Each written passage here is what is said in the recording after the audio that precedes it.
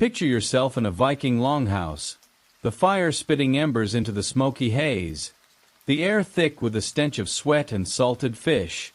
You're hunched over a bowl of stale bread and watery stew, praying it's not your last meal before a raid turns bloody. Across the table, your brother, Bjorn, sharpens his axe, his eyes glinting, not with brotherly love, but with a grudge over a botched trade deal that cost him a cow. One wrong word, and that axe might find your skull. Welcome to Viking life, a far cry from the glorified sagas of your cozy Netflix binges. This was a world of frostbitten fingers, blood-soaked battles, and betrayal as common as the wind. From starving winters to brutal feuds, survival meant dancing with death daily. Settle in, drift off, and let's unravel a saga that's equal parts epic, grim, and way harsher than any Viking cosplay could ever capture. The Viking Age conjures images of fierce warriors and longships, their axes gleaming under stormy skies, carving sagas of glory across the seas. Sounds like a blockbuster, right? But hold that thought, because real Viking life was less epic hero and more epic struggle. Picture a world where your next meal might be a frostbitten turnip, your neighbor could burn your house over a stray goat, and a bad winter meant choosing between starvation or raiding your cousin's village. This wasn't just adventure, it was survival, raw and relentless, where betrayal, brutality, and bone-chilling cold were as common as mead. Tonight, we're peeling back the Hollywood gloss to reveal the shocking truth of Viking life. The grueling daily grind, the bloody feuds, the desperate voyages, and the haunting fear of a forgotten name. Drop a comment if you think you could hack it in a longhouse with no Wi-Fi. Settle in, let the fjord's whispers lull you, and let's dive into a saga that's as grim as it is gripping. Viking life wasn't just a tale of swinging axes and sailing longships. It was a relentless war against a world that seemed determined to crush you. Before you could even think of raiding or trading, you had to survive the Norse landscape, a savage blend of ice, wind, and darkness that didn't give a damn if you were a warrior, farmer, or skald. The Scandinavian climate was like nature's cruelest bouncer, testing every Viking's mettle with winters that froze your marrow, summers that teased with fleeting warmth, and storms that could erase entire villages. Welcome to the first chapter of our journey into the brutal Norse world, where just waking up alive was a saga worth chanting. Close your eyes, let the howl of the fjords lull you, and let's plunge into the unforgiving climate that forged Viking survival. Picture a snow-choked valley in Norway, 900 CE, the sky a slab of iron gray, heavy with threat. A farmer, let's call him Eirik, 30, his back already hunched from years of toil, huddles in his turf-roofed longhouse, the fire spitting embers into the smoky haze. Outside, a blizzard screams through the fjord, wind clawing at the walls like a pack of spectral wolves. The cold is so fierce it's frozen Eirik's beard into brittle spikes, and the sheep penned inside bleat in panic, their breath steaming in the dim light. His wife Astrid wraps their son, Leif, in threadbare furs, but the boy's fingers are blue, his small frame shivering despite her embrace. The family's grain sack is nearly empty, the fjord's iced over, and the nearest village is a day's trek through snowdrifts deep enough to swallow a man whole. Eirik grips his axe, not for battle but to hack at frozen logs for firewood, knowing one slip on the ice could mean his family's end. This isn't the cozy Nordic aesthetic of your favorite sweater ad. It's a winter that'd make your heated socks look like a gift from Odin himself. Talk about a morning where rise and grind means don't let your kid freeze to death.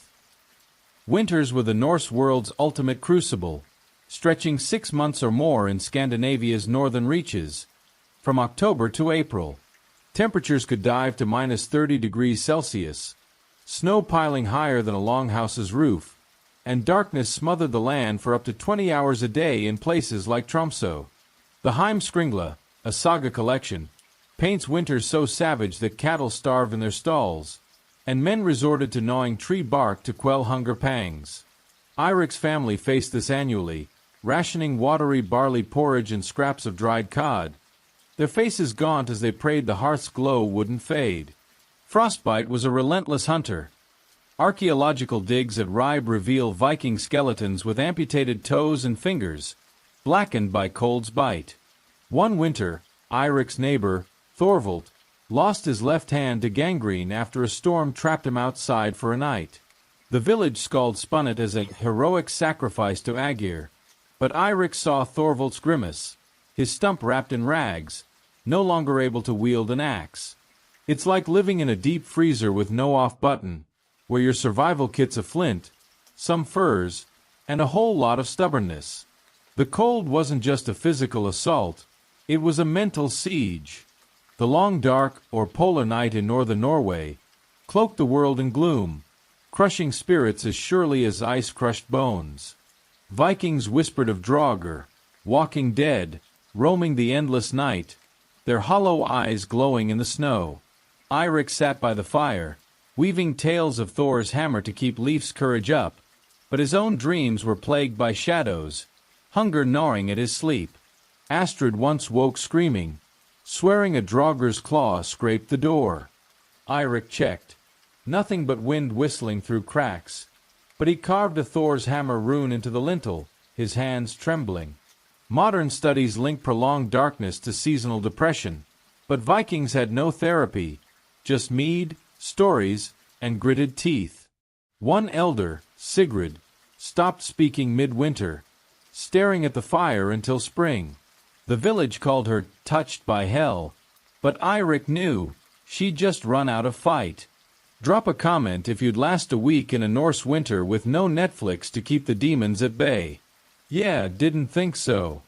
Summers were no sanctuary, just a frantic sprint to grow enough food before the cold's return.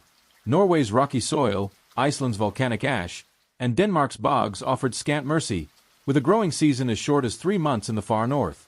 Eirik plowed fields of barley and oats, his hands blistered from the wooden ard, knowing a late frost could kill the sprouts. The annals of Ulster record famines when summers failed, and Viking graves from Hedeby show malnutrition, stunted bones, teeth worn from chewing grit. One summer, a hailstorm shredded Eirik's barley, leaving stalks like broken spears. He salvaged half, but Astrid's cheeks hollowed, her milk for Leif drying up. They boiled seaweed, its slimy bitterness a grim staple, to stretch the stores. Eirik's cousin, Ingrid, lost her harvest to drought. She traded her silver brooch for grain, her pride crumbling. It's like playing Stardew Valley on hardcore mode, where a bad season means your family starves, and there's no save file to reload. Storms were the climate's wild card, striking sea and land with indiscriminate fury. The North Sea's gales could whip waves into towering walls, splintering longships or flooding coastal farms. The saga of the Greenlanders mourns fleets lost to tempests. Crews vanished without a trace. Eirik's village faced a storm surge that drowned his goats, their bloated bodies washing up on the fjord's edge.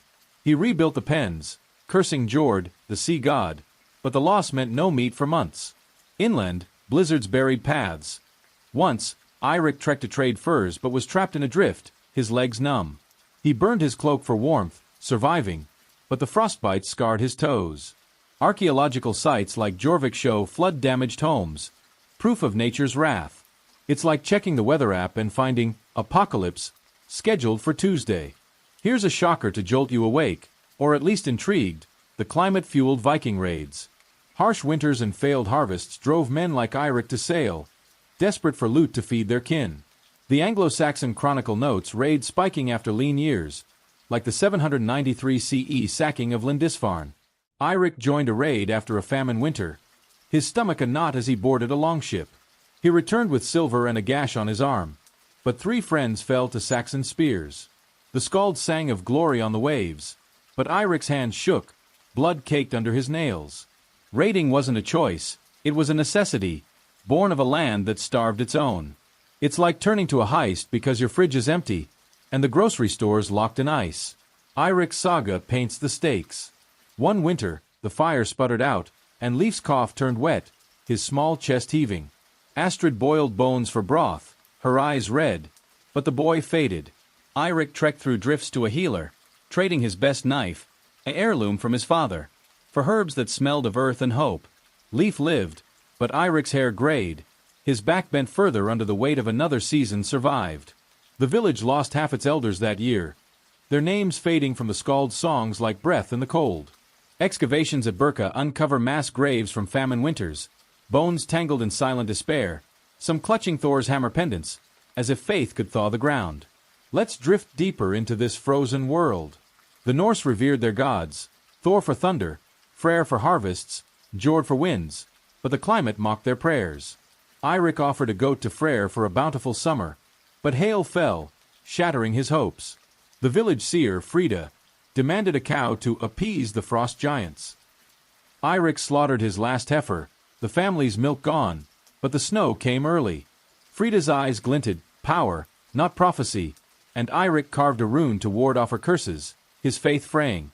Runestones across Scandinavia, like the rock stone from 800 CE, plead for divine aid against cold and hunger, their angular script a cry into the void. Modern paleoclimatology reveals the Viking Age's volatility. Cooler temperatures from the 8th to 10th centuries, erratic rains that drowned or dried fields. Eirik didn't know of Little Ice Age precursors, but he knew the ache of empty bowls, the sting of frost on his calloused hands. The climate shaped more than survival. It sculpted Viking identity. Winters forged their resilience, summers their urgency, storms their daring. The Edda poems praise men who laughed at cold, but Eirik's laughter was grim, a defiance against a world that offered no mercy. Festivals like Yule, midwinter, were less celebration and more survival, with feasts of slaughtered livestock, animals they couldn't feed till spring. Eirik carved a boar's head for Yule, telling Leif of Freyr's golden boar, but the meat was tough, the fire weak. The village drank mead, singing of Valhalla, but their voices cracked, hunger lurking behind every toast. Archaeological finds from Uppsala show sacrificial pits, horses, dogs, even humans, offered to appease the gods for milder seasons. One winter, Eirik's village sacrificed a thrall, his screams drowned by drums. Eirik looked away, but the gods stayed silent. As we float through this icy haze, picture Eirik by his flickering hearth, Leif shivering in his arms, Astrid's hands clutching a frayed fur, the wind howling like a Draugr's wail. He's not just a farmer, he's a warrior, every breath a rebellion against the cold, every flame a fragile victory over the dark. The Norse climate was a merciless crucible, forging Vikings through hunger, frost, and despair. Drop a comment if you'd trade your thermostat for a turf roof and a half-hearted prayer to Thor. Drop another if you think you'd keep your cool when the Draugr knock. This was the cost of living in the Norse world, a soul-deep fight against nature's wrath. If you think that's brutal, brace yourself, because building a life in this frozen hell was its own savage ordeal. Picture a dust-choked battlefield near Kish, 2050 BCE, the air thick with screams, sweat, and the iron tang of blood. Enki, now 35, his hands cramped from scribing war decrees on clay, stands in a ramshackle supply camp, etching tallies of barley to feed King Uarnamu's army. The king, son of Enlil, thunders across the field in a chariot, his bronze spear flashing, his fringed robe stained with sand and blood as he leads a charge against the city-state of Lagash. Enki's son, Lugul 15, was conscripted as a shield-bearer, his skinny frame buckling under a leather cuirass, his eyes wide with terror. Enki's brother, a weaver, was drafted to dig siege trenches 3 days ago. His silence weighs like a stone in Enki's chest. The horizon glows red, Lagash's mud brick walls crumble under battering rams. Its people fleeing as Uarnamu's soldiers hack through, their sickle swords dripping scarlet. A soldier snarls at Enki, threatening a lash for a smudged tablet, his own face scarred from a prior campaign. This isn't a glorious clash of empires. It's a meat grinder for a king's divine resume that'd make your crunch time project deadline feel like a nap in Ishtar's garden. Talk about a war where victory means your kid's a corpse and your village is next on the list. These conquests were no mere land grabs. They were divine mandates, proof of a king's godhood etched in slaughter. The Sumerian king list glorifies figures like Sargon of Akkad, who crushed Sumer city-states to forge the first empire, his cuneiform steely boasting Inanna's favor as he trampled foes. Uarnamu's wars on Lagash and Umma weren't for trade routes or water.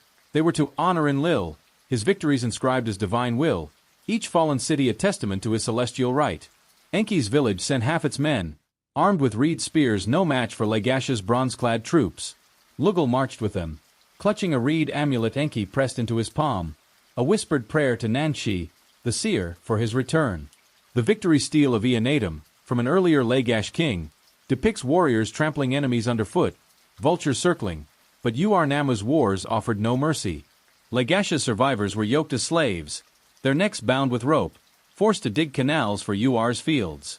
Enki saw them, their eyes hollow, their groans a dirge under the whip, and his stylus faltered, knowing his own village could be next. It's like a corporate merger where the deal's sealed with a massacre, and your stock options are a chain around your neck. The human cost was apocalyptic. Wars devoured resources. Ur-Nammu's campaigns drained Enki's barley stores, leaving Ninkasi, his wife, rationing chaff for their daughter, who cried from hunger. The Chronicle of Early Kings records cities starved to supply armies, their granaries emptied for soldiers' bread. Enki's brother died in a trench, crushed when a siege wall collapsed. His widow, left with 3 children, begged by the Tigris, her hands raw from washing reeds. Lugal returned from the campaign, his left arm gashed by a spear, the wound festering, his voice lost to screams he'd never share. The Mesopotamian chronicles describe survivors bearing scars, broken bones, hacked limbs, while archaeological digs at Ur uncover mass graves, skulls split by bronze axes, some clutching reed charms, as if Nanshi could save them. Enki's neighbor lost 2 sons to the war. Their mother wailed, tearing her hair, her loom abandoned, her life a husk. Ur-Nammu's triumph left Lagash's field scorched, its ziggurat stripped of gold, its people scattered or enslaved. Enki etched the victory decree, each wedge a wound, knowing his village faced higher taxes to fund the next campaign, their goats already gone. It's like a war where your home's the collateral, your family's the fodder, and the prize is a king's smug nod to the gods. Here's a shocker to keep you tethered to this grim tale. These conquests were as much about divine appeasement as they were about power.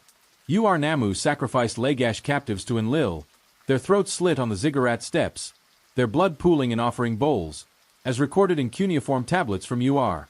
Nanshi, her hands stained red, chanted of divine balance, her bronze knife glinting under torchlight. Enki witnessed a boy, no older than Lugal, gutted as a gift to secure victory. The boy's scream, cut short, echoed in Enki's nightmares, his stylus slipping as he recorded the rite. The steel of the vultures, from Lagash's past, depicts piles of enemy dead offered to Ningirsu, the war god, their bodies stacked like grain. Ur-Nammu's raids on Elam brought back slaves. Some were buried alive under new temples, their bones unearthed in Ur's royal cemetery, their arms still bound. Ninkasi hid Lugal during a second levy, smuggling him to a reed hut by the river, risking her own neck to save his. Enki's heart pounded as he lied to a guard, claiming Lugal was sick, his voice steady despite the sweat on his brow. Drop a comment if you'd march your son to a war that feeds gods with blood. Didn't think so. The toll was a wound that never healed. War shattered bodies. Lugal's gash turned septic, Ninkasi's yarrow poultice barely holding it at bay, his arms stiffening with each dawn. Enki's hands, cramped from endless tallies, ached as he wrote, his vision blurring from dust and exhaustion. Villages bled dry. Ur-Nammu's taxes took their last goats, leaving Enki's daughter, Inanaki, eating river weeds, her cheeks hollow. The Epic of Gilgamesh warns of war's cost. Uruk's youth died for their king's glory, their mother's wails unanswered. Enki's friend, a potter named Zuzu, was conscripted to carry water for the army. He fell to a stray arrow, his wife left to beg, her clay jars unsold. Psychological scars cut deeper still. Lugal woke screaming, haunted by Lagash's dead, their faces burned into his sleep. Enki etched victory hymns but dreamt of blood-soaked fields, his faith in Enlil crumbling like a cracked tablet. Ninkasi's prayers to Inanna faltered, her hands shaking as she lit a reed lamp for Lugal's soul, fearing he'd never smile again. It's like a war where your PTSD is a badge of honor, but your family's the real casualty, their hope buried with the dead. The conquests weren't just military, they were a divine performance, staged to glorify the king and his gods. Ur-Nammu offered Lagash's looted gold to Enlil's temple, but Nansha's omens, read in sheep entrails, demanded more raids, her voice a whip driving the king's ambition. Cuneiform records from the poor show kings praying for victory, their scribes, like Enki, etching pleas to the sky god, for triumph. But Enki saw only ash, the fields of Lagash blackened, its people's cries drowned by the Tigris. The Mesopotamian chronicles note cities razed, Amma, Uruk, Elam, each a sacrifice to a king's divine ego. Enki's village sent a bull to Ur-Nammu's victory festival, their last meat gone. The king feasted, his laughter ringing, While Enki's family chewed husks, their hunger a silent scream. One night, Enki overheard a soldier boast of raping a Lagash girl, blessed by Inanna. He gripped his stylus, his knuckles white, but wrote nothing. Silence was survival. This bloodlust shaped Mesopotamia's soul. Ur-Nammu's conquests built canals, but slaves dug them, their bones lining the banks. Enki's village offered sons to the next war, their spears brittle, their courage thinner. The Sumerian king lists kings like Lugal-Zagizi, crushed by Sargon, their cities dust. Enki's uncle, a farmer, refused to send his son.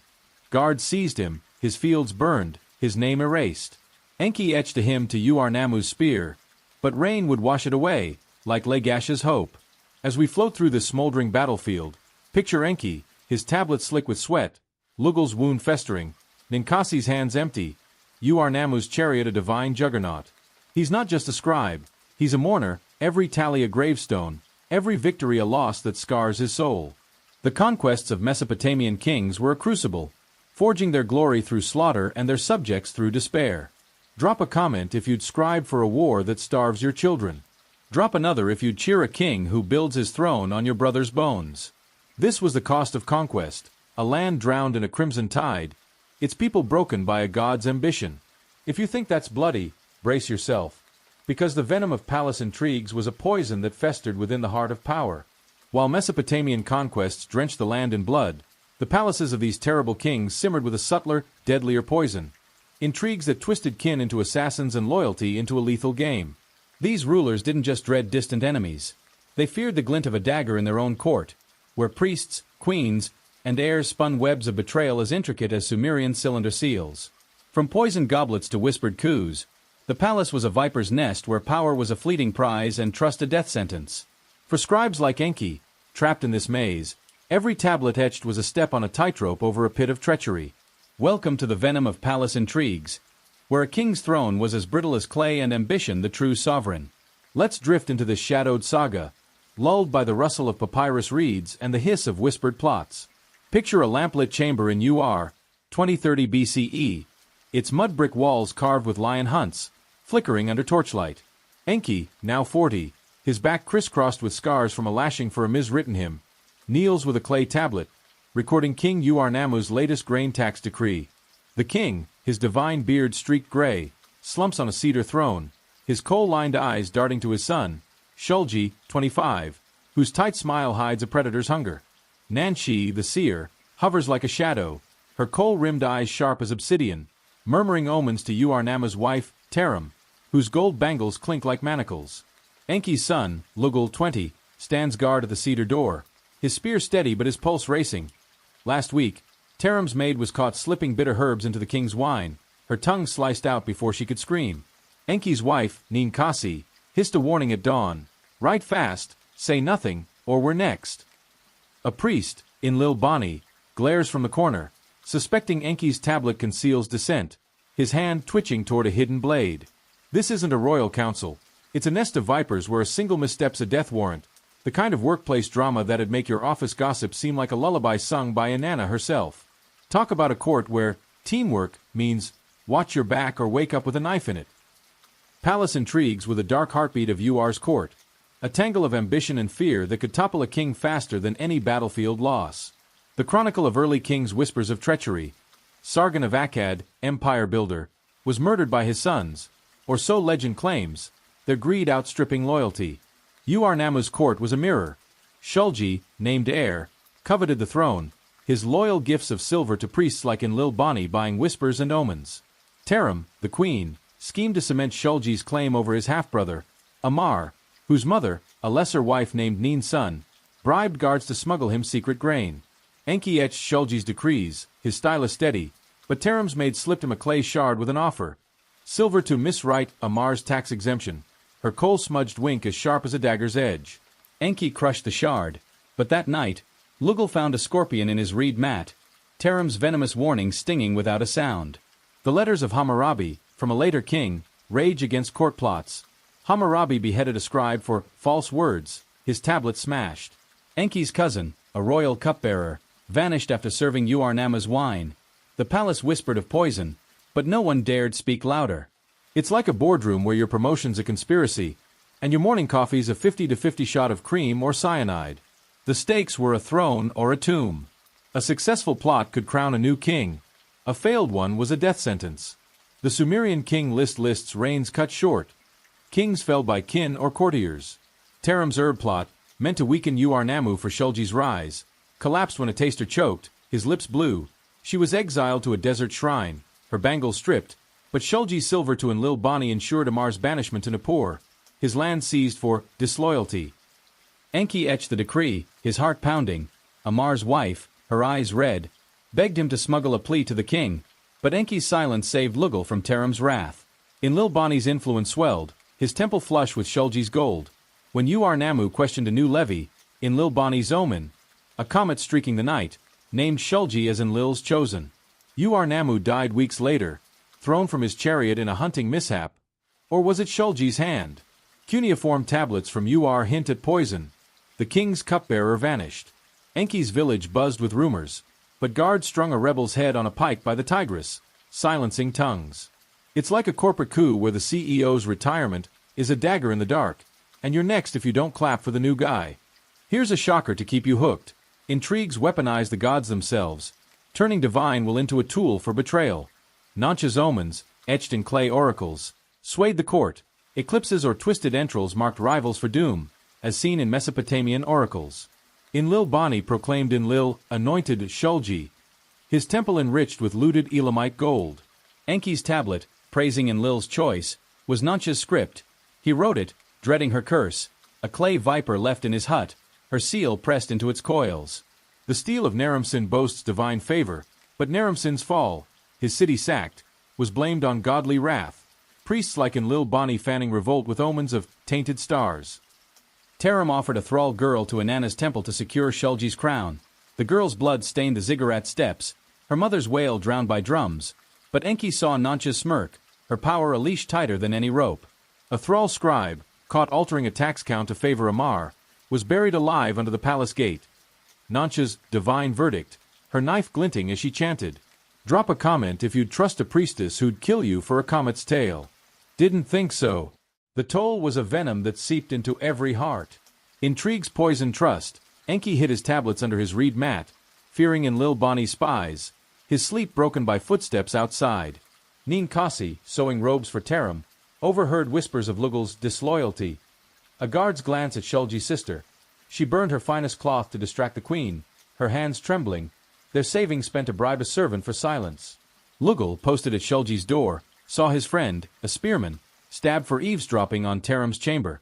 His spear shook, his youth bled out in that glance, his dreams of a farm by the Euphrates fading. Enki's daughter, Inanna 12, was sent to Inanna's temple as a gift to curry Shulgi's favor. Ninkasi smuggled her to a cousin's hut, trading their last silver for a guard's blind eye, her heart breaking as Inanna sobbed. The Epic of Gilgamesh warns of court serpents. Gilgamesh's friend, Enkidu, died cursed by divine intrigue, a shadow of Ur's palace. Enki's friend, Zuzu the potter, was conscripted to carry water for Shulgi's guards after questioning a tax. His kiln cooled, his wife starved, their clay god shattered. Psychological scars cut deepest of all. Enki dreamt of Taram's bangles, their clink a death knell, his stylus a noose around his soul. Ninkasi's prayers to Inanna faltered, her reed lamp flickering as she begged for Lugal's safety. Lugal's laughter, once bright, turned to silence, his eyes scanning every shadow for Taram's next scorpion. It's like a life where your inbox is a death trap, your family's the bait, and your dreams are a luxury you can't afford. The intrigues weren't just personal, they were the palace's lifeblood, a system fed by priests and omens. Enlil-Bani's prophecies, etched in cuneiform, propped up Shulgi's rise, his temple gleaming with pilfered gold, as Mesopotamian chronicles note priests toppling kings with divine signs. Nancha's omens, comets, malformed lambs, serve the highest bidder. Enki wrote them, his faith in En, the sky god, crumbling like a sun-baked tablet. The Sumerian king lists kings undone by betrayal. Rimish, Sargon's son, killed by his court, his blood on their seals. Enki's neighbor, a weaver, was accused of defiling a ritual by Enlil-Bani. He was sent to the canal gangs, his hands crushed under stone, his wife's wail a ghost in the reeds. One night, Enki found a clay tablet slipped under his door, warning him to write true or join the weaver. Nancha's seal pressed deep, her venom a promise. He burned it, his hands shaking, his faith in justice as dead as the thrall under the gate. This venom shaped Ur's soul. Shulgi's rise meant new taxes, Enki's village stripped of grain, their children chewing husks. The palace glittered, but its heart was rot. Cuneiform tablets from Larsa record courtiers executed, their names erased. Enki's uncle, a farmer, refused a temple levy. Guards burned his fields, his son sold as a thrall, his name a curse. Enki etched a hymn to Shulgi's divine justice, but rain would dissolve it, like his hope for peace. As we float through this torch-lit chamber, picture Enki, his tablet slick with dread, Ur-Nammu's throne cold, Shulgi's smile a serpent's, Nancha's whisper a poison dart, Tarim's bangles a death knell. He's not just a scribe, he's a pawn, every word a gamble, every plot a venom that seeps into his bones. The intrigues of Mesopotamian palaces were a crucible, forging kings through betrayal and subjects through a fear sharper than any blade. Drop a comment if you'd scribe for a court where your pen's a death sentence. Drop another if you'd trust a prince who'd kill his own father for a crown. Drop a third if you'd sleep under a queen's gaze, knowing her wine's a grave. This was the cost of palace life, a soul stung by ambition's venom, its pulse a flicker in a nest of snakes. If you think that's deadly, brace yourself, because the daily grind of these kings was a torment that ground even gods to dust. If the divine delusions and conquests of Mesopotamian kings painted their rule with paranoia and blood, the daily grind of their courts was a relentless machine that ground nobles, scribes, and servants into dust. Far from the gilded fantasy of royal life, the court was a pressure cooker where every task, from scribing decrees to serving wine, was a test of survival under a king's divine gaze. For men like Enki, caught in this churn, each day was a marathon of toil, fear, and the ever-present threat of a royal whim turning deadly. From dawn rituals to midnight intrigues, the court's rhythm was as unforgiving as the Tigris in flood. Welcome to the relentless daily grind of the Mesopotamian court, where serving a king was less a privilege and more a sentence.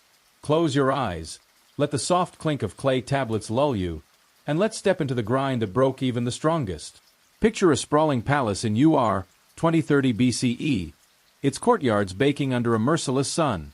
Enki, now 40, his fingers calloused from years of scribing, rises before dawn, his reed mat damp with sweat.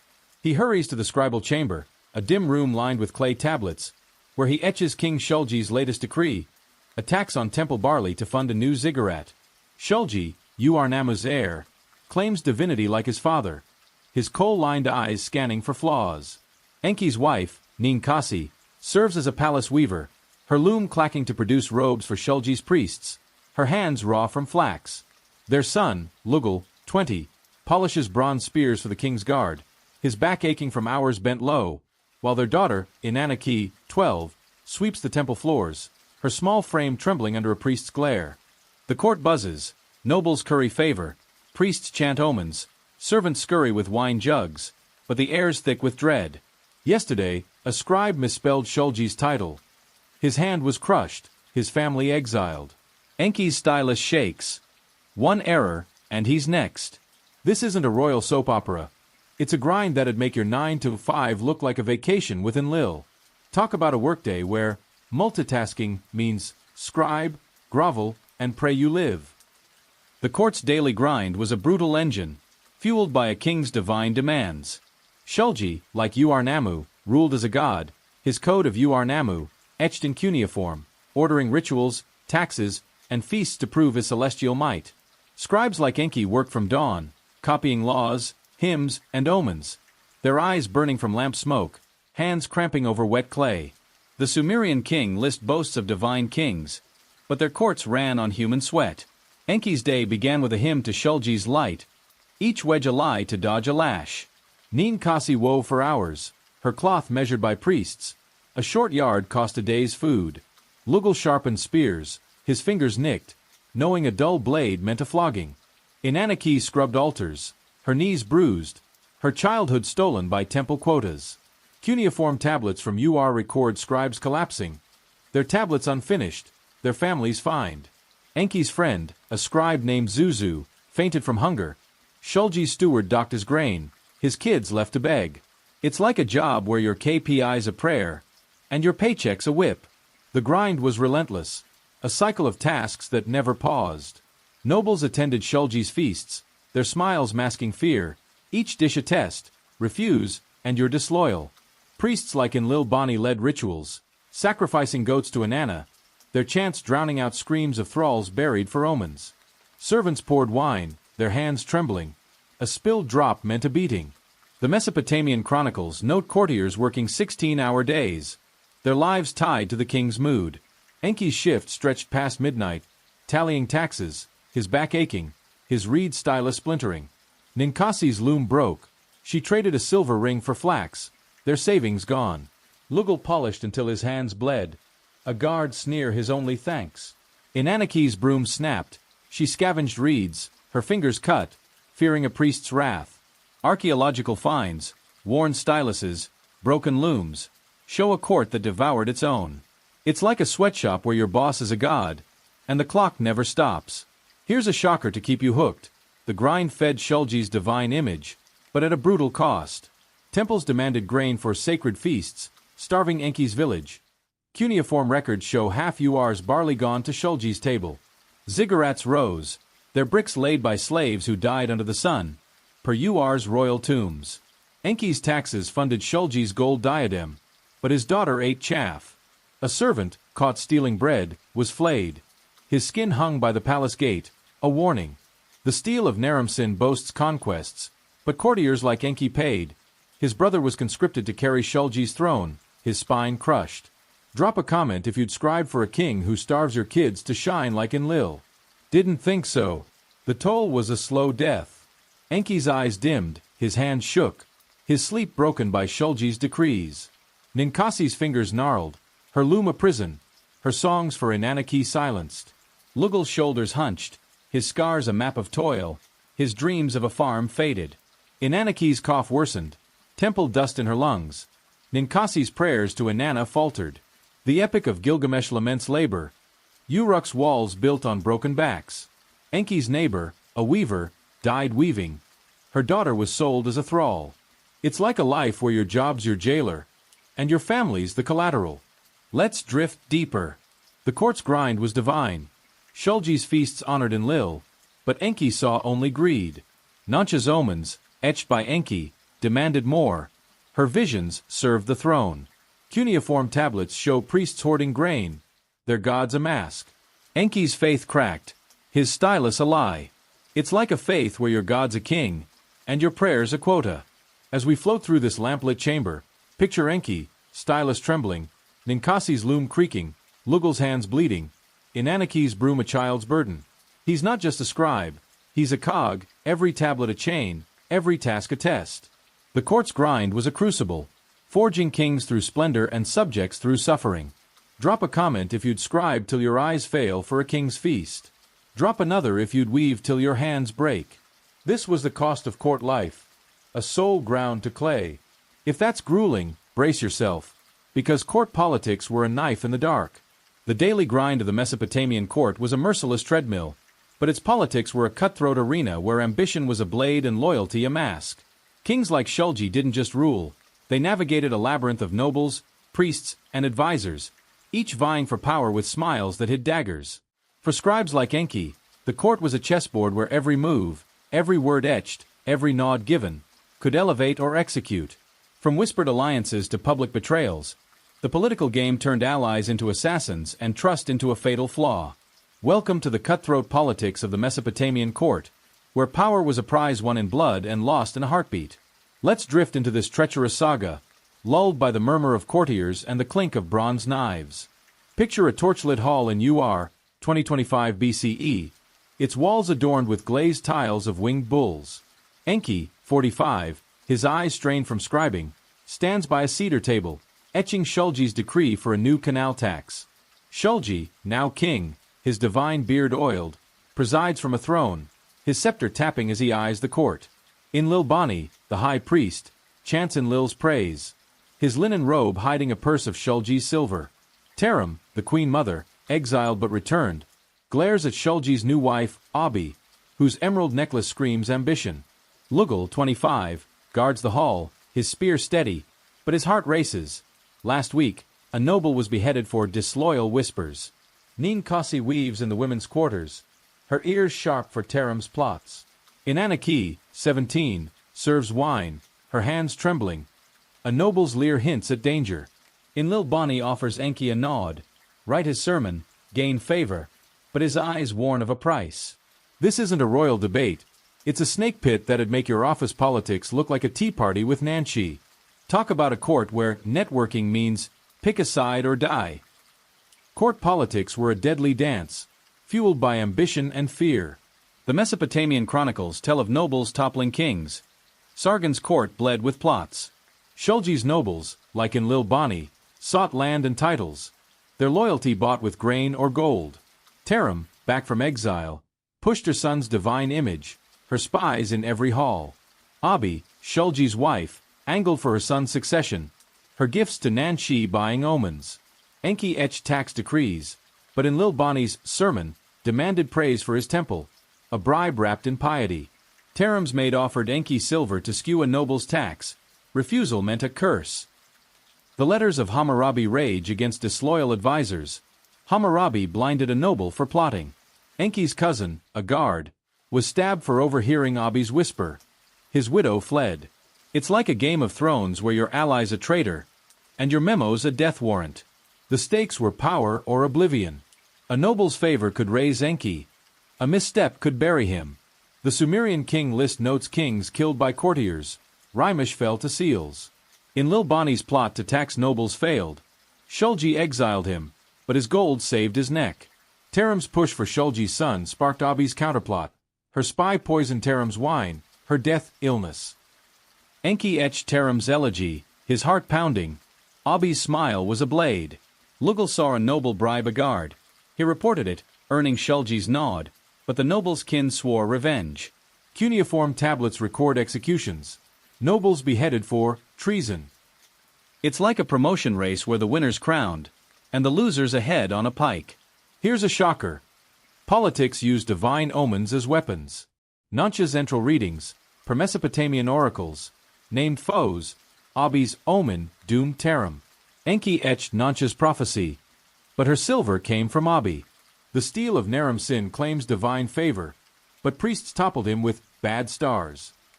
Enlil-Bani's sermon called Shulgi Enlil's heir. A noble's descent cost his tongue.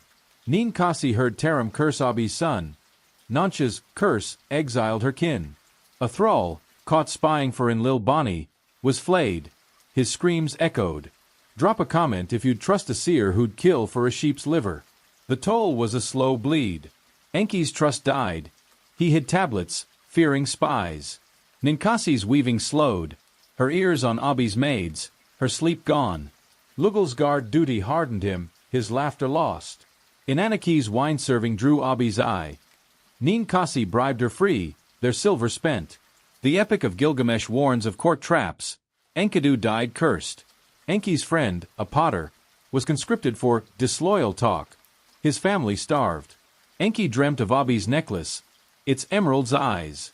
It's like a life where your handshake's a trap, and your family's the price. Let's drift deeper. Politics were divine. Shulgi's throne was Enlil's, but Enlil-Bani's omens served ambition. Cuneiform tablets show priests hoarding power. Enki's faith was ash, his stylus a lie. It's like a court where your god's a pawn, and your loyalty's a noose. As we float through this hall, picture Enki, tablet trembling, Lugal's spear shaking, Ninkasi's loom silent, Inanaki's wine a risk. He's not just a scribe, he's a player, every word a gamble, every nod a knife. Court politics were a crucible, forging kings through power and subjects through fear. Drop a comment if you'd play a game where your ally's your executioner. Drop another if you'd trust a queen with poison in her smile. This was the cost of court power, a soul sliced by ambition. If that's cutthroat, brace yourself, because royal family ties were a noose of their own. The cutthroat politics of the Mesopotamian court were a deadly dance, but the royal family itself was a noose, tightening around kings, queens, and heirs with bonds of blood that bled betrayal. Far from a haven of kinship, the royal household was a battlefield where love was a weapon, and succession a war fought with poison, daggers, and divine curses. For scribes like Enki, serving this family meant dodging the fallout of their feuds, where a king's love for his son could end in a tomb, and a queen's smile hid a plot. From rival heirs to scheming mothers, Family ties strangled the throne. Welcome to the noose of royal family ties, where love was lethal and loyalty a lie. Let's drift into this tangled saga, lulled by the whisper of linen robes and the clink of poisoned goblets. Picture a private chamber in Uar's palace, 2020 BCE, its alabaster walls glowing under oil lamps. Enki, 50, his hands gnarled from scribing, kneels with a tablet, recording a dowry for Shulgi's daughter, Inanashar, betrothed to a Nippur prince.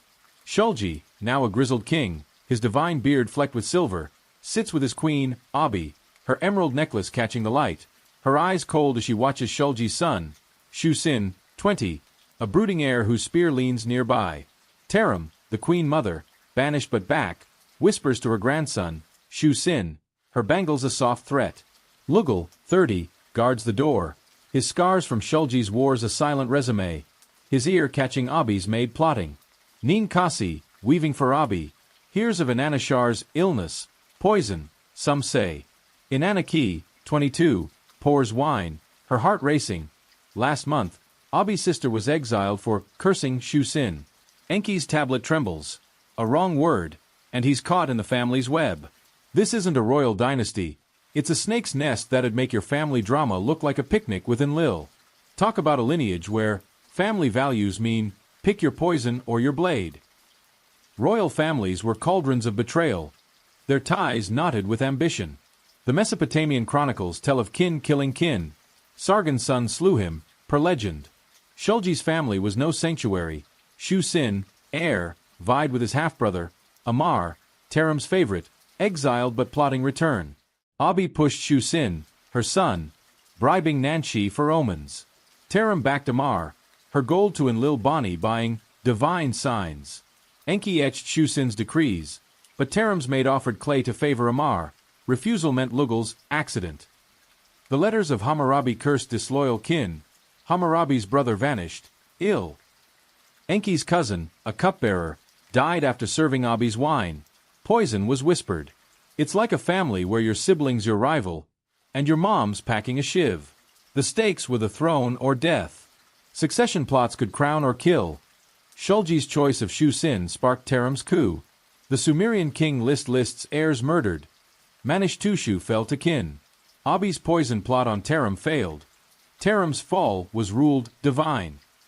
Enki etched Taram's exile, but Ibbi's maid spiked his wine. Ninkasi's antidote saved him. Shu-Sin's rival, Amar, was banished. His mother, Nin's son, bribed guards, but Amar died, hunting. Lugal saw the hunter, Shu-Sin's man. Cuneiform tablets record kin executed. Shulgi's uncle, a plotter, was buried alive. It's like a reunion where the guest list's a hit list, and the heir's the target. Here's a shocker. Families used gods as knives. Not just omens, per Mesopotamian oracles, named heirs. Ibbi's gold bought Shu-Sin's divine nod. Enki etched it, but Taram's curse, Inanna's wrath, chilled him. The steel of Naram-Sin claims godly favor, but his kin's plots, priest-backed, doomed him. Taram's thrall to Inanna for Amar died screaming. Enki saw her blood, his tablet slipping. Ninsin's omen, cursed Ibbi's son. Her maid was flayed. Drop a comment if you'd trust a mother who'd kill for her son's crown. The toll was a chokehold. Enki's trust died. He hid tablets, fearing Ibbi's spies. Ninkasi's weaving for Ibbi was a trap. She heard of Inanashar's illness. Her silence bought with fear. Lugal's guard duty saw Shu-Sin's plot. His friend died. Disloyal.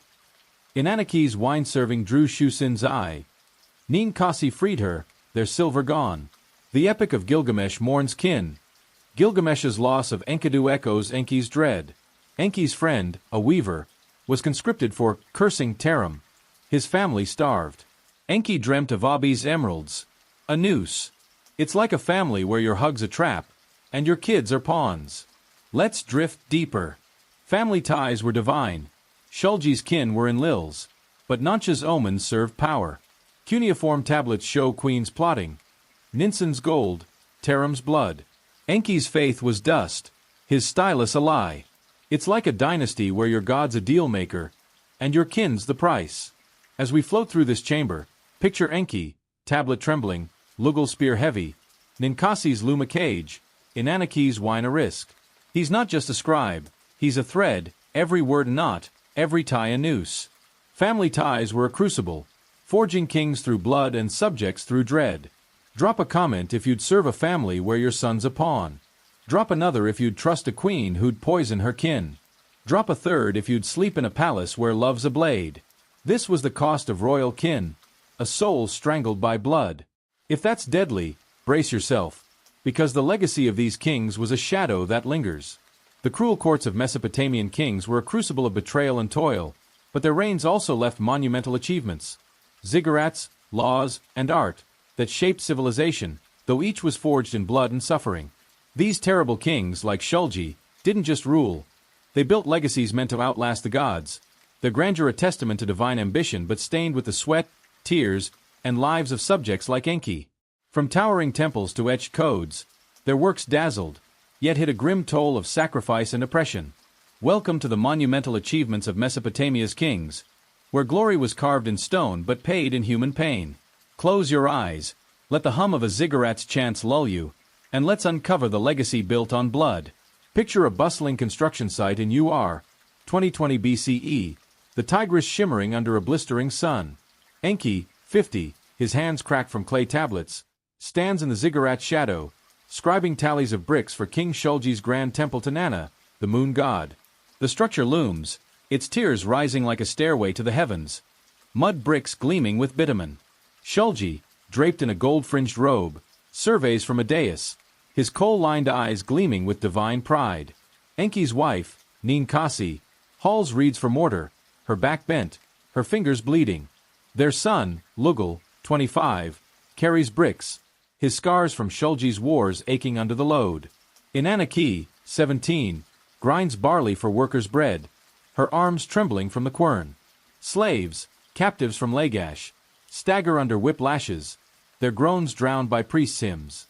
Enki's tablet lists 10 dead workers this week, buried under the foundation for Nana's blessing. This isn't a marvel of engineering. It's a blood-soaked monument that'd make your city's skyline look like a kid's sandcastle. Talk about a legacy where greatness means built on broken backs. These achievements were staggering, a foundation for civilization. Shulgi's ziggurat, like UR's great ziggurat, soared 70 feet, its ramps and terraces a divine stage, per Mesopotamian chronicles. The code of Ur-Nammu, etched by scribes like Enki, was a legal milestone, setting fines for crimes, 200 shekels for a stolen ox, but favored nobles, fining Enki's kin more. Art flourished, cylinder seals carved with lions, steely like naramsins showing divine kings crushing foes. Cuneiform tablets record irrigation canals, doubling harvests, but built by slaves who died in mud. The Sumerian king list credits kings with cities, Ur, Uruk, Babylon, their walls a shield against chaos. Enki's village offered grain for Shulgi's canals, their fields dry. Ninkasi's bread-fed workers, not Inanaki. It's like a startup's IPO, but the stock's your blood, and the profit's a king's name. The cost was horrific. Ziggurats took decades. Ur's temple drained Enki's taxes, his goats gone. Slaves died by hundreds, per Ur's royal tombs, their bones under bricks. The code brought order, but Enki's brother was fined for a noble's theft, his farm lost. Canals watered fields, but Lugal dug them, his hands blistered, a friend drowned in a collapse.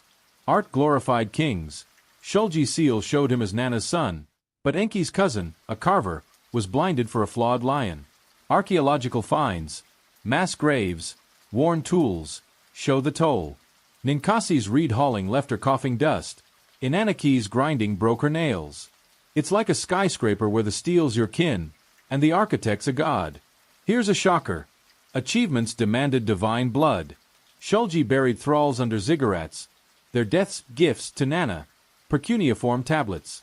Nanshi chanted, her knife red, as a girl, Inanaki's age, was entombed, her scream silenced. The steel of the vultures shows captives sacrificed for victory. Enki's tablet tallied 50 slaves dead. Shulgi's divine canal took Lugal's friend, crushed. Ninkasi hid Inanaki from temple service, risking a lash. Drop a comment if you'd build a temple with your neighbor's blood. The toll was crushing. Enki's hands shook, his tablets lies to hide pain. Ninkasi's cough worsened, her prayers to Inanna fading. Lugal's strength ebbed, his wars and labor won. Inanna's eyes dulled, her childhood gone. The Epic of Gilgamesh mourns labor.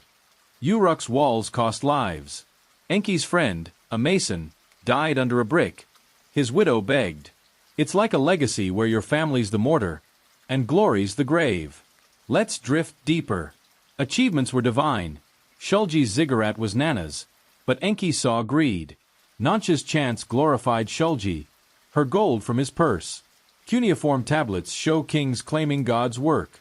Enki's faith was ash, his stylus a chain. It's like a monument where your god's a king, and your labor's a lie. As we float through this ziggurat shadow, picture Enki, tablet trembling, Ninkasi's hands bleeding, Lugal's load heavy, Inanna's quern a chain. He's not just a scribe, he's a sacrifice, every tally a wound, every brick a tomb. Achievements were a crucible, forging kings through glory and subjects through pain. Drop a comment if you'd scribe for a ziggurat built on blood. Drop another if you'd labor for a god who buries your kin. This was the cost of grandeur, a soul crushed under stone. If that's brutal, brace yourself, because the king's obsessions were a madness of their own. Mesopotamian kings built monumental legacies, but their personal obsessions with immortality drove them to madness, turning their reigns into desperate quests for eternal life or divine favor. These terrible rulers, like Shulgi, didn't just seek power, they chased godhood beyond the grave, their paranoia and ambition fueling rituals, sacrifices, and wars that bled their people dry. For scribes like Enki, these obsessions were a storm, their every task shaped by a king's fear of death. From ziggurat altars to star-read omens, their quests for eternity were as brutal as their conquests. Welcome to the obsessive quests for immortality, where kings defied death at the cost of countless lives. Let's drift into this fevered saga, lulled by the chant of priests and the wail of sacrificial lambs. Picture a moonlit ziggurat in UR, 2015 BCE, its terraces aglow with torchlight. Enki, 55, his eyes dim from scribing, kneels in a temple chamber, etching a prayer for Shulgi's eternal life. Shulgi, now aging, his divine beard thinning, stands before Nanna's altar, his hands trembling as he offers a silver bull statue, his voice pleading for immortality. Nanshi, the seer, slits a lamb's throat, its blood pooling, her omens promising eternal favor for a price, more sacrifices. Ninkasi, Enki's wife, weaves a shroud for a divine ritual, her hands shaking, fearing Inanna, 22, might be chosen. Lugal, 30, guards the altar, his war scars tight, his heart heavy. A thrall was buried yesterday, joining Shulgi's quest. The air's thick with myrrh and dread. Shulgi's eyes, wild, scan for divine signs. Enki's tablet trembles. A flawed prayer could doom him. This isn't a spiritual rite, it's a king's mad dash for eternity that'd make your midlife crisis look like a nap with Inanna. Talk about a quest where live forever means kill until you do. These quests were a king's deepest drive, rooted in Mesopotamian belief that gods could grant eternal life. The Epic of Gilgamesh tells of Gilgamesh seeking immortality, his quest a mirror for Shulgi's. Cuneiform tablets record kings praying to the sky god, for endless days. Shulgi's rituals, sacrifices, ziggurat offerings, aim to join Nanna, his stele claiming divine kinship. Enki etched prayers, each wedge a plea for Shulgi's soul, but Nancha's omens demanded blood. Goats, thralls, even nobles. Lugal saw a captive girl, Inanna's age, buried under a shrine, her scream cut short. Ninkasi wove shrouds, her fingers bleeding, fearing her daughter's fate. The Sumerian king lists long reigns. Shulgi ruled 48 years, but none escaped death. It's like chasing a promotion to godhood, but the job's a grave, and your resume's a body count. The obsession fueled paranoia. Shulgi feared death's shadow. Bad omens meant divine rejection. The Mesopotamian oracles show kings reading stars. A comet cost Enki's friend his farm, cursed by Nanshi. Shulgi's nightly rituals drained Ur's grain.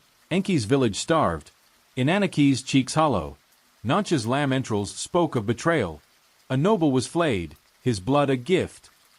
Enki's prayer tablet, praising Shulgi's eternity, drew Nancha's glare. A smudged wedge earned a lash, his back raw. Archaeological finds, altar bones, thrall graves, show sacrifices for immortality. Shulgi's eternal shrine took Lugal's friend, buried alive. It's like a life where your horoscope's a death sentence, and your boss is racing the reaper. Here's a shocker. Quests demanded human lives. Shulgi buried thralls to join Nana. Per cuneiform tablets. Nancha's knife took a boy, Lugal's age. His mother's wail silenced by guards. The steel of the vultures boasts divine favor, but Shulgi's rituals killed dozens. Graves show bound skeletons. Ninkasi hid Inanaki from Nancha's selection, trading silver. Enki's cousin, a priest, died refusing a sacrifice. His family was exiled. Drop a comment if you'd scribe for a king who'd bury your kin for a shot at forever. The toll was a fevered wound. Enki's faith died. He etched lies, his sleep broken. Ninkasi's shrouds were her prison, her prayers gone. Lugal's guard duty hardened him, his hope buried with thralls. Inanaki's wine-serving trembled, fearing Nancha's knife. The Epic of Gilgamesh mourns Gilgamesh's quest. His people suffered. Enki's friend, a weaver, died in a ritual. Her kids starved. Enki dreamt of Nana's altar. His stylus a curse. It's like a life where your job's a death pact, and your family's the offering. Let's drift deeper. Quests were divine. Shulgi's prayers were Nana's, but Nancha's omens served power. Cuneiform tablets show priests demanding blood. Enki's faith was dust, his tablet a lie. It's like a faith where your god's a king, and your soul's the price. As we float through this bloodied ziggurat, picture Enki, tablet trembling, Ninkasi's hands raw, Lugal scars heavy, Inanaki's fear a shadow. He's not just a scribe, he's a pawn, every prayer a chain, every rite a grave. The quest for immortality was a crucible, forging kings through madness and subjects through loss. Drop a comment if you'd pray for a king's eternity at your kin's cost. Drop another if you'd serve a god who demands your blood. This was the cost of eternity, a soul burned for a king's dream. If that's mad, brace yourself, because the societal scars were eternal. The obsessive quests of Mesopotamian kings left their mark in blood and stone, but the deepest wounds were the lasting scars on society, etched into the fabric of Sumer, Akkad, and Babylon by their terrible reigns. These kings, like Shulgi, didn't just rule, they reshaped their world with tyranny, war, and divine madness, leaving a legacy of oppression, fear, and fractured lives that lingered long after their thrones crumbled. For scribes like Enki, the societal cost was a daily reality, their families and villages bearing the brunt of a king's ambition. From broken economies to shattered spirits, the scars of their rule defined Mesopotamia's soul. Welcome to the lasting scars on Mesopotamian society, where a king's glory was a people's pain. Let's drift into this somber saga, lulled by the Tigris murmur and the echo of a broken land. Picture a dusty village near Ur, 2010 BCE, its reed huts sagging under a gray dawn. Enki, 60, his hands trembling from years of scribing, sits by a dwindling fire, etching a tax list for King Shulgi's latest war. The village is a ghost. Fields lie fallow, granaries empty, children silent. Ninkasi, Enki's wife, weaves coarse flax, her cough worsening from temple dust, her eyes on Inanaki, 27, who grinds barley, her hands raw, her betrothed dead in Shulgi's raids. Lugal, 35, limps from a war wound, his spear idle, his farm seized for taxes. The Tigris runs low, canals clogged from neglect, while Shulgi's ziggurat glitters in Ur, its bricks laid with village blood. A thrall, once a Lagash captive, begs for reeds. His back bears whip scars from Shulgi's mines. Enki's tablet tallies empty, half the village gone, dead or fled. This isn't a thriving empire, it's a scarred wasteland that'd make your ghost town look like Babylon's heyday. Talk about a society where a king's legacy is a graveyard you call home. The societal scars were profound, a legacy of devastation. Shulgi's wars, per Mesopotamian chronicles, drained villages. Ur's campaigns took Enki's grain, leaving Inanaki eating chaff. The Sumerian king list boasts of empires, but cities like Lagash were ash, their people enslaved. Taxes for ziggurats and canals crippled economies. Cuneiform tablets show villages fined for short harvests, Enki's kin losing goats. Conscription killed, Lugal's friends died, their fields untended. The code of Ur-Nammu promised justice, but favored nobles. Enki's brother was exiled for a noble's debt. Archaeological finds, empty granaries, mass graves. show starvation and slaughter. Ninkasi's village lost its weaver. Her sister died, her loom silent. It's like a nation where your taxes build a palace, and your kids starve. Fear-scarred spirits. Shulgi's divine rule, backed by priests like Nemu, crushed dissent. Omens named rebels, cursed. Enki's neighbor was beheaded for hiding grain. His head rotted by the Tigris. Nancha's chant silenced whispers. Inannaki's friend, a potter, was buried alive for blasphemy. The Epic of Gilgamesh mourns a city's fear. Uruk trembled under its king. Enki's village hid from guards, their laughter gone. Lugal's war tales stopped, his eyes on the horizon. Ninkasi's prayers to Inanna faded, her faith broken. It's like a society where your whisper's a crime, and your hope's a fugitive. Here's a shocker. Scars bred rebellion. The Chronicle of Early Kings notes revolts. Shulgi's taxes sparked uprisings, crushed in blood. Enki's cousin, a farmer, led a revolt. Guards flayed him, his village burned. Cuneiform tablets record rebels executed. Thousands died, their names erased. Ninkasi's brother hid rebels. He was drowned, his wife a thrall. Inannaki's betrothed joined a revolt, his spear against Shulgi's. His head joined the pikes. Lugal refused to fight rebels. His limp saved him, but his farm was taken.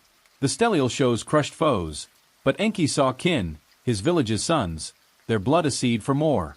Drop a comment if you'd rebel against a king who'd bury your family for his glory. The toll was eternal. Enki's hands trembled, his tablets lies. He dreamt of pikes, his soul ash. Ninkasi's cough took her voice, her loom a tomb. She wept for Inannaki. Lugal's limp worsened, his strength gone. He guarded nothing but grief. Inannaki's grinding broke her spirit. Her songs died. The Mesopotamian code left scars. Nobles thrived, Enki's kin bled. Enki's friend, a mason, died in a mine. His village forgot him. It's like a life where scars are your heritage, and your kids inherit the pain. As we float through this village, picture Enki, fire dying, Ninkasi's cough a dirge, Lugal's limp a chain, Inannaki's hands empty. He's not just a scribe, he's a ghost, every tablet a scar, every life a wound. The scars were a crucible, forging kings through legacy and subjects through loss. Drop a comment if you'd live in a land scarred by a king's dream. Drop another if you'd fight for a village that's ash. Drop a third if you'd pray in a world where gods demand your silence. This was the cost of legacy, a society broken, its soul a shadow. If that's eternal, brace yourself, because our final reflection will weave this sorrow's end.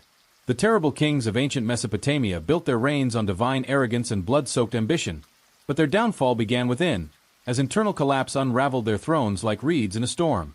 These tyrants, like Shulgi, ruled with an iron grip, but their courts, riddled with betrayal, corruption, and rebellion, became their undoing, crumbling under the weight of their own paranoia and greed. For scribes like Enki, the palace's decay was a daily torment. Each tablet etched a witness to a kingdom's rot. From scheming heirs to starving subjects, the seeds of collapse grew in the shadows of their ziggurats. Welcome to the internal collapse of royal power, where a king's divine crown became his noose. Close your eyes, let the soft clink of a breaking tablet lull you, and let's wander through the cracks that shattered Mesopotamia's tyrants. Picture a crumbling palace in UR, 2005 BCE, its lapis lazuli tiles chipped, the air heavy with dust and whispers. Enki, now 65, his hands trembling from decades of scribing, kneels in a dim chamber, etching a desperate plea for King Shulgi to quell a revolt in Umma. Shulgi, his divine beard patchy, his coal-lined eyes sunken, paces before a cracked cedar throne, his scepter shaking as he curses his court. Enlil Bani, the high priest, demands more grain for Enlil's temple, his robes hiding gold from rebel bribes. Queen Abi, Shulgi's wife, clutches her emerald necklace, her eyes on her son, Shu-Sin, 25, whose spear leans close, his loyalty a mask. Enki's wife, Ninkasi, weaves in the women's quarters, her cough a rasp, hearing of nobles plotting with Umma. Lugal, 35, guards the gate, his war scars aching, his ear catching rebel chants beyond the walls. Inannaki, 27, pours wine, her hands shaking, a noble's gift of poisoned dates killed a scribe yesterday. Enki's tablet falters. A wrong word could mark him a traitor. This isn't a royal stronghold, It's a rotting husk where betrayal's the only constant, the kind of collapse that'd make your company's layoffs look like a team-building retreat. Talk about a kingdom where the org chart's a hit list, and the king's the first to fall. The internal collapse was a slow poison, rooted in the king's own tyranny. Shulgi's divine rule, per Mesopotamian chronicles, bred resentment. His taxes for ziggurats and wars starved villages, sparking revolts. The Sumerian king lists notes short reigns after Shulgi. His heirs fell to betrayal. Enlilbani's temple hoarded grain, his omens naming rebels, but his gold came from Umma's chiefs. Abi pushed Shu-Sin as heir, her bribes to Nanshi, the seer, buying divine signs, but Shulgi's half-brother, Amar, exiled in Nippur, sent spies. Enki etched Shulgi's decrees, but Abi's made offered clay to favor Shu-Sin. Refusal meant Lugal's fall. The letters of Hammurabi lament court rot. Hammurabi's advisors betrayed him. Enki's cousin, a guard, was stabbed for disloyal whispers. His widow fled.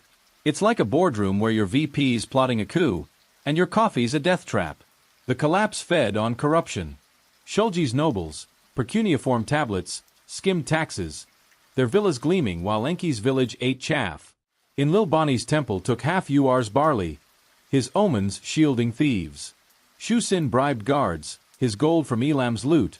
Amar's spies offered more. Enki's tax tablet, honest, drew Enlilbani's ire.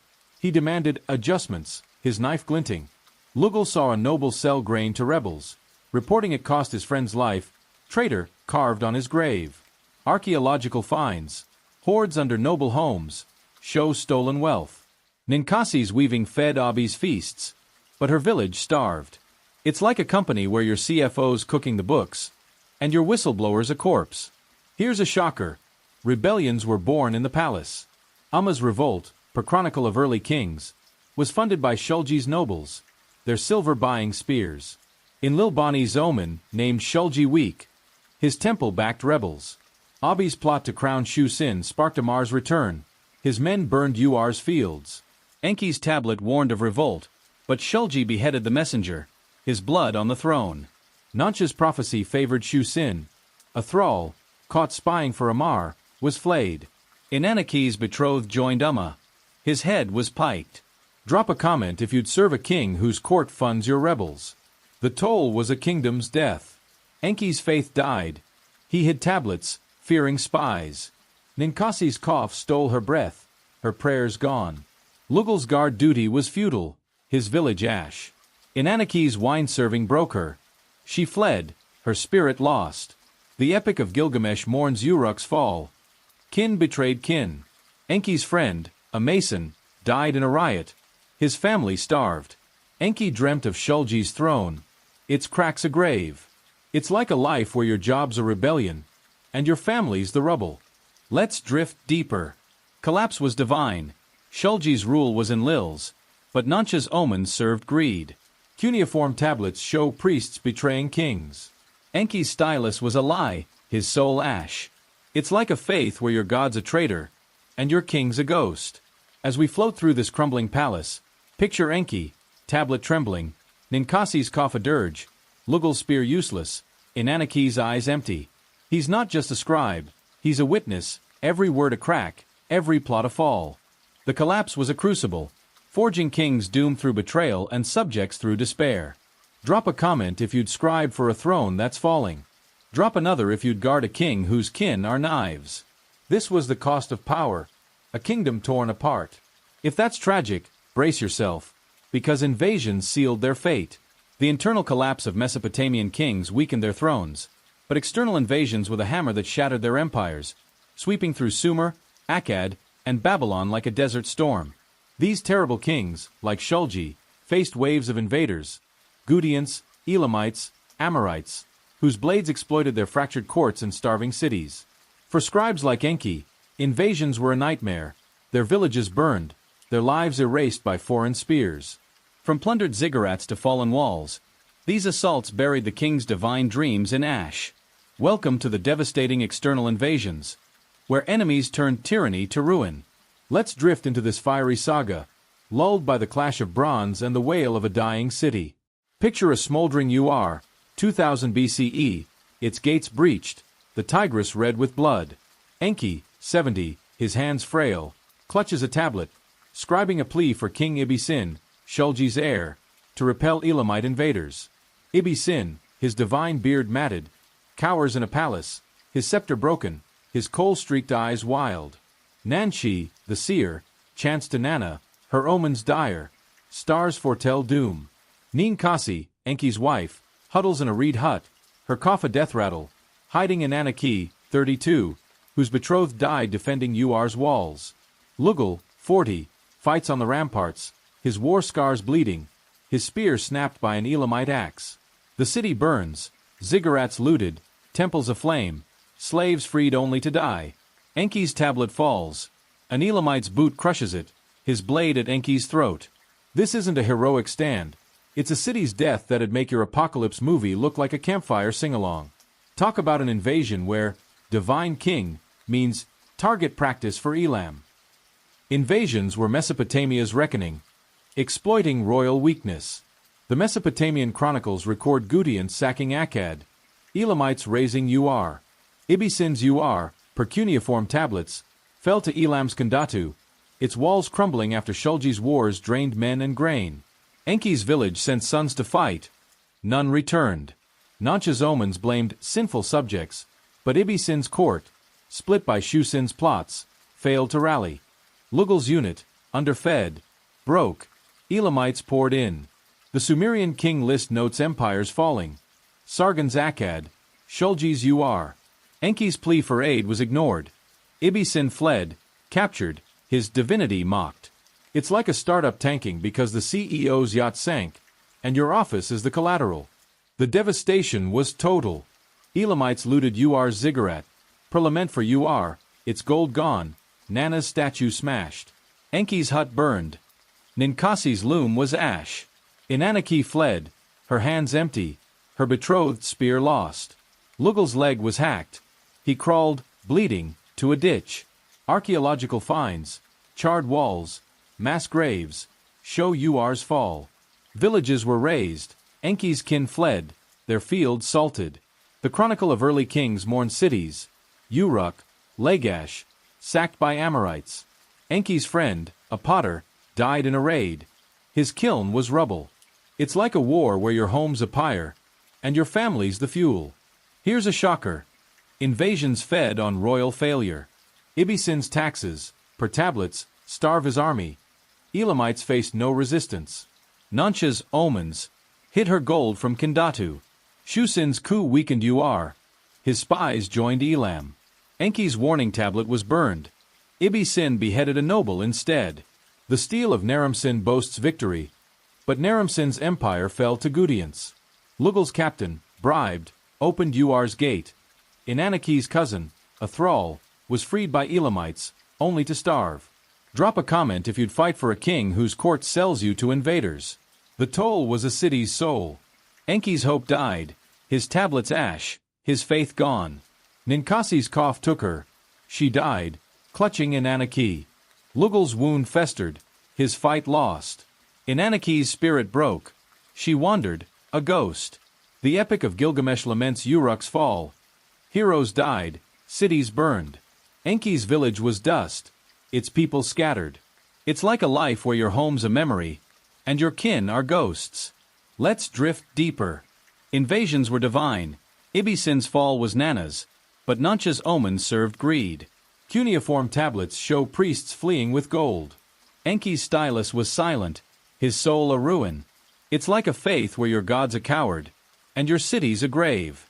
As we float through this burning Ur, picture Enki, tablet gone, Ninkasi's cough silent, Lugal's blood pooling, Inanaki's eyes lost. He's not just a scribe, he's a survivor, every word ash, every life a pyre. Invasions were a crucible, forging kings doomed through ruin and subjects through loss. Drop a comment if you'd scribe for a city that's burning. Drop another if you'd fight for a king who flees. This was the cost of invasion, a land reduced to ash. If that's devastating, brace yourself, because the legacy's erosion was its final wound. External invasions razed Mesopotamian cities, but the erosion of the king's divine legacy was the final wound, stripping their names from eternity and leaving their ziggurats to crumble into sand. These terrible kings, like Shulgi and Ibbi-Sin, built empires to rival the gods, but their legacies, meant to shine forever, faded under rebellion, neglect, and time's relentless tide. For scribes like Enki, the fading of their kings' names was a bitter echo of their own broken lives, each tablet a fleeting cry against oblivion. From defaced stele to forgotten gods, the divine dream dissolved. Welcome to the erosion of a divine legacy, where a king's glory was dust, and his people's pain endured. Let's drift into this fading saga, lulled by the whisper of desert winds and the crack of crumbling stone. Picture a desolate UR, 1990 BCE, its ziggurat cracked, the Tigris a sluggish trickle. Enki, 80, his eyes clouded, sits by a ruined wall, scratching a final tablet, a lament for UR's lost glory. Ibbi-Sin, Shulgi's heir, is gone, exiled or dead, his divine crown dust. Enki's wife, Ninkasi, is dead, her cough silenced, her loom buried in ash. Lugal, 45, limps, his war wounds festering, guarding a village of ghosts. Inanaki, 37, weaves for a merchant, her hands raw, her songs for UR's kings forgotten. The palace is rubble, its tiles looted. Nancha's temple, once gleaming, is a bandit's lair. A stele, Shulgi's name chiseled, lies toppled, defaced by Amorite rebels. Enki's tablet mourns UR, its god silent, its people scattered, but no one reads it. Sand buries his words. This isn't a royal legacy, it's a fading echo that'd make your family scrapbook look like a saga carved in gold. Talk about a kingdom where eternal glory means sand in your name's face. The erosion was inevitable, a legacy undone by its own weight. Shulgi's ziggurats, per Mesopotamian chronicles, stood as divine beacons, but neglect wars drained funds, cracked their bricks. The Sumerian king list lists kings like Ibbi-Sin, but their names faded. Rebels scratched Shulgi's stele, per archaeological finds. Enki's tablets, praising Shulgi's divinity, were buried in UR's ruins, unread. Nancha's omens, once law, were mocked. Her temple's gold was stolen by Amorites. The lament for UR mourns a city's gods fleeing. Nana abandoned UR, his altar dust. Enki's village forgot Shulgi. Their new chief, an Amorite, burned his seals. Lugal's tales of Shulgi's wars drew sneers. Inanaki's songs were for trade, not kings. It's like a brand where your logo's graffiti, and your followers are gone. Time was the cruelest thief. Ziggurats, built to touchin, crumbled, per UR's ruins. Cuneiform tablets, Shulgi's laws, cracked in sand. Enki's hymns were lost, his village illiterate. The code of UR Namu faded. Amorites ignored it, their chiefs ruling by spear. Art, cylinder seals, stele, was looted. Naram-Sin stele, divine, was defaced, per chronicle of early kings. Enki's cousin, a carver, saw his lion seal smashed. His hands broke, his family fled. Ninkasi's shrouds rotted, her legacy dust. The Epic of Gilgamesh survived, but Gilgamesh's Uruk was myth. Shulgi's UR was less. It's like a legacy where your statue's a stump, and your story's a whisper. Here's a shocker. Subjects erased their kings. Rebels, per tablets, defaced Ibbi-Sin stele, their chisels revenge for taxes. Enki's neighbor, a farmer, smashed a Shulgi seal. Guards killed him, but his son fled, spreading defiance. Nancha's temple was burned by UR's own thralls, freed in chaos. Lugal's village swore to Amorites. Shulgi's name cursed. Inanaki's betrothed, a rebel, toppled a stele. His grave was unmarked. The lament for UR blames gods, but Enki saw people. Starved, broken, their hammers louder than prayers. Drop a comment if you deface a king's name for his taxes on your kin. The toll was a people's soul. Enki's hope died, his tablets buried, his faith ash. Ninkasi's death left silence. Her prayers were sand. Lugal's wounds took his fight. He sat, a ghost. Inanaki's weaving was her prison. Her heart was UR's ruin. The Mesopotamian chronicles mourn cities. UR, Babylon, lost to time. Enki's village was dust, its people nomads. It's like a life where your legacy's a scar, and your kin are wind. Let's drift deeper. The erosion was divine. Shulgi's legacy was Nana's, but gods fled. Cuneiform tablets show priests abandoning UR. Enki's stylus was mute, his soul a ruin. It's like a faith where your god's gone, and your king's a shadow. As we float through this ruined picture Enki, tablet crumbling, Ninkasi's loom ash, Lugal's limp a chain, Inannaki's song silent. He's not just a scribe, he's a mourner, every word dust, every name a ghost. The erosion was a crucible, forging kings oblivion through neglect and subjects through loss. Drop a comment if you'd scribe for a legacy that's sand. Drop another if you'd fight for a king whose name's erased.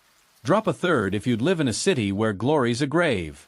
This was the cost of legacy, a divine dream dissolved. If that's fading, brace yourself. Our final reflection will bind this tragedy's end.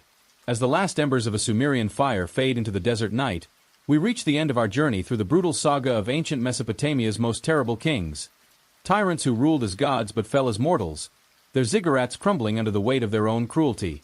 From divine delusions that turned palaces into altars of paranoia to conquests that drowned cities in blood. From court intrigues that poisoned kin to legacies that scarred a civilization. Their reigns were a tempest of power, ambition, and ruin. For scribes like Enki, their world was a crucible of fear, each day a battle to survive the whims of kings like Shulgi and Ibbi-Sin. Close your eyes, let the gentle ripple of the Tigris lull you, and let's weave together this grim tapestry, finding gratitude in our softer lives and a question to carry into your dreams. Picture Enki one final time, hunched by a broken wall in a desolate 1990 BCE, his hands frail, his tablet cracked, the city a ghost of its former glory. He's 80, his beard white as ash, his eyes clouded from decades of scribing hymns, decrees, and laments for kings who claimed divinity but delivered despair. Ninkasi, his wife, is gone, her cough silenced by the dust of a fallen empire, her loom buried in the rubble of their hut. Lugal, 45, limps beside him, his war scars festering, his spear useless in a village of shadows. Inannaki, 37, weaves for a merchant in a distant market, her hands raw, her songs for Uar's kings replaced by silence, her heart a ruin like the ziggurat that looms, cracked and forgotten, its steps worn by sand. Shulgi's stele, once proud, are toppled, Ibbi-Sin's name erased by Amorite chisels, their divine crowns dust. Enki's life has been a relentless grind, taxes that starved, wars that bled, omens that lied, and a legacy that crumbled with the city he served. He's no hero of cuneiform epic, just a scribe who fought to keep his kin alive, his name a whisper against the desert's howl. This was the life of those under Mesopotamia's kings, not a divine saga, but a struggle where every dawn was a duel with despair, and every night a prayer for a tomorrow that might never come. Let's gather the threads of their world, because it's a tale as haunting as it is raw. We began in the palaces, where kings like Shulgi and Uar-Nammu claimed godhood, their divine delusions turning scribes like Enki into trembling worshippers, their villages starved to feed ziggurat feasts. Conquests painted the Fertile Crescent red, Lagash burned, Elamites looted, Enki's son Lugal scarred by spears, while Enki etched victories that cost his kin their fields. The court was a viper's nest, intrigues wove poison into wine, Taram's bangles a death knell, Abi's plots a noose, Enki's tablets a tightrope over betrayal. Daily life ground souls to clay, Ninkasi's loom broke her hands, Inannaki's childhood was stolen by temple dust, Lugal's wars and labor one endless wound. Their achievements, ziggurats, laws, seals, dazzled, but Enki's village paid in blood, thralls buried under divine bricks. Their quests for immortality drove Shulgi to madness, Nancha's knife taking lives for Nana's favor, Enki's prayers lies. Society bore scars, villages emptied, fear silenced songs, Enki's kin rebels or ghosts. Their fall was total, courts collapsed, Elamites raised Uar, Shulgi's legacy sand, Enki's tablets buried. It's like living in a startup where your CEO's a god, your office burns, and your legacy's a 404 error. Now, step back and breathe in our world, because the contrast is sharper than a Sumerian blade. Imagine Enki in a modern grocery store, staring at shelves of bread, fruit, and coffee. No taxes to starve his kids, no ziggurat to claim his goats. Our homes don't choke with myrrh or tremble under omens. Our thermostats mock Sumerian summers. We don't march to war for a king's ego. Our battles more likely emails than Elamite spears. Our courts are debates, not daggers. Your boss might annoy you, but they're not poisoning your coffee. Work grinds us, but our hands don't bleed on looms. Our kids don't sweep temples. Medicine heals. Our fevers bow to pills, not Nancha's moldy herbs. We don't bury thralls for immortality. Our gods, if we have them, don't demand blood. Our legacy lives in photos, posts, or love, not steely eroded by sand. We're not kings or scribes, but we're free. Free to sleep without fear of a noble's plot, to eat without rationing, to dream without a seer's curse. Drop a comment if you're grateful for a world where your taxes don't build a king's tomb. Yeah, thought so. This gratitude is more than comfort. It's perspective. Enki, Ninkasi, Lugal, and Inanaki endured a world where survival was a saga of defiance. Enki scribed through fear, his tablets a shield for his kin. Ninkasi wove through pain, her cloth a legacy of love. Lugal fought through wars, his scars a testament to grit. Inanaki ground barley through loss, her songs a spark no king could snuff. Their resilience humbles us. They faced starvation, betrayal, and divine lies, yet left us ziggurats, cuneiform, and the Epic of Gilgamesh, echoes of a people who defied oblivion. Ur's ruins, Babylon's gates, the Sumerian king list, they're not just relics, they're cries of "we endured," carved against time's tide. It's like they built their skyscrapers not of stone but of will, daring us to remember their fight. Their saga holds warnings sharper than bronze. Their divine delusions teach us to question power. Our leaders aren't gods, but do we let them act like it? Their conquests warn of war's cost. Our conflicts could echo their bloodied fields. Their intrigues remind us of trust. Our allies could hide daggers, but do we see them? Their grind humbles our work. Our desks don't break us, but do we value our time? Their quests for immortality question our chase for fame. Do we seek likes or life? Their scars urge us to heal. Our societies bear wounds, but can we mend them? Their fall teaches resilience. Empires crumble, but do we rise? The king's world is a mirror, showing us what to cherish.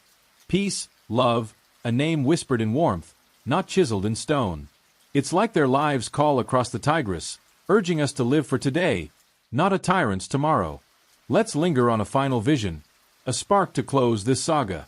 Enki sits by Ur's ruins, his tablet his last act, etching Ninkasi's name, Lugal's courage, Inanaki's song, a legacy no king can claim. Lugal, leaning on his crutch, tells his son of not its kings, but its people. Farmers, weavers, scribes who defied the gods. Inanaki sings to her child, not of Shulgi, but of Enki's fire, Ninkasi's love, a village that stood. Enki dreams of a simpler life, a farmer by the Tigris, his name unknown but his heart full, free of ziggurats, wars, and omens. He wakes, frail but fierce, and faces the dawn, his legacy not in clay but in Inanaki's song, Lugal's tale, a family's touch, a flame no sand can bury. He's a scribe, but he's human, his saga a whisper of love against time's roar.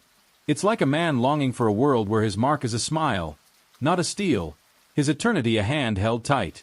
This vision seals the Mesopotamian saga. Brutal, beautiful, a cry from the desert that echoes in our bones. We've walked their ziggurats, tasted their fear, felt their fevered dreams. Now, as we drift toward sleep, let's hold their spark. Live for the moment, bread shared, a laugh unbroken, a name spoken in love, not carved in stone. Their world was a storm, their lives a flame, their legacy a lesson to burn bright before the tide claims us. So, here's a question to weave into your dreams. If you lived in Enki's would you chase the king's legacy, a steel, a hymn, a name to defy the gods, or would you choose the quiet Tigris, a life unsung but full, where your saga's a child's laugh, a lover's touch, a moment no sand can bury? Drop a comment with your choice. Let it glow as you drift off, dreaming of a world where you're not a king, but gloriously, gratefully human.